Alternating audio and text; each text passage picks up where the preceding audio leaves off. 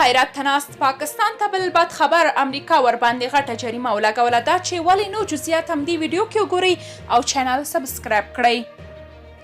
اوکراین کې د جګړې په دوران کې روسیې ته د عمران خان سفر د ګڼو هیوادونو غبرګونونو سره مخ شوي و خو ښکاري چې له دې سفر څخه امریکا ناخوښتی نو ځکه یې پاکستان ته سزا ورکړه. تاسو خبردار دی چې د امریکا مالي تنظیم کوونکو د پاکستان د ملي بانک NBP د نیویارک څانګه د پیسو د تطهیر له قوانینو څخه د سرغړونې او د مالي مقرراتو په پام کې نیولو له امله 55 میلیونه ډالر جریمه کړه. د امریکا د مرکزي بانکي سیستم او د نیویارک د ایالت د مالي خدمتونو د ریاست لخوا د دغې جریمې د پاکستان د ملي بانک د اسهامو باید د جمعې په ورځ د فبروري 25 د کال په 6% راټیټه کړه. د امریکا د مرکزي بانکي سیستم په اعلامیه کې داسې ویل شوي دي د پاکستان د ملي بانک د بانکوالۍ فعالیتونو د خطرونو د تنظیم موثر پروګرام نه درلود او هم یې دومره موثر کنټرول نه درلود چې د پیسو د تطهیر پر ضد قوانین سره مطابقت وکړي. پاکستاني چارواکو ویلي چې د جریمو د ورکولو په هکله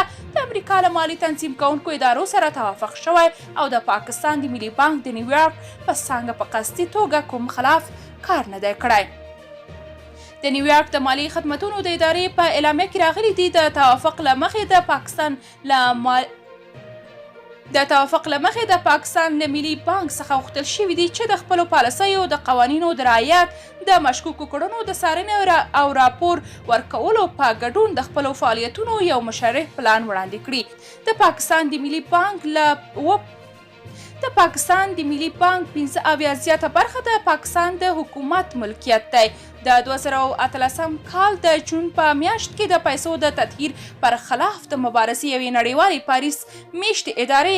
FATF پاکستان په خړ لست کې شامل کړ ځکه داسې اندېښنې موجودې وې چې دغه هیواد د پیسو د تطهیر او تروریستي فعالیتونو د تمویل د مخنیوي لپاره کافي کار نه کوي. تاسو که د دې موضوع په اړه کوم نظر لرئ کومنټ کې شریک او چینل سبسکرایب کړئ.